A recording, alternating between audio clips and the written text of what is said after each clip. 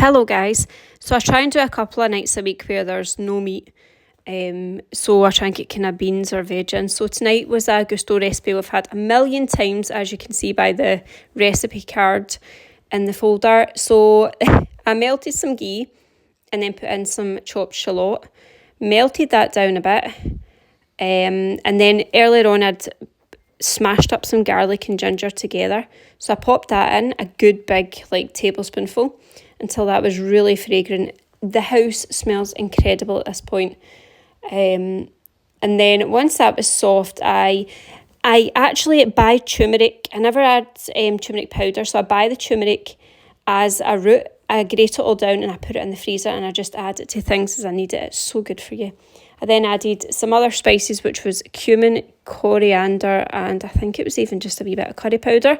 I then put some tomato paste in, and then for a wee bit of sweetness I added some ketchup.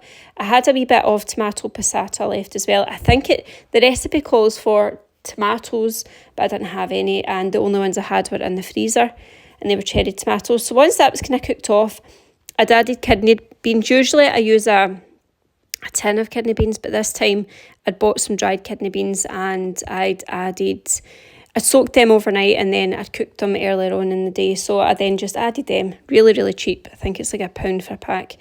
I then added some stock, and then I put in I usually use fresh spinach, but I didn't have any. So I had some loads, in fact, in the freezer of some frozen spinach.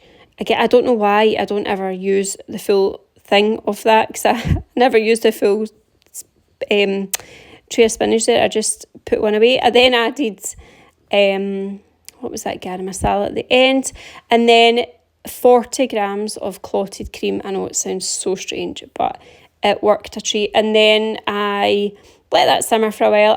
I left it for a bit, and then I served it with naan breads, and it was delicious.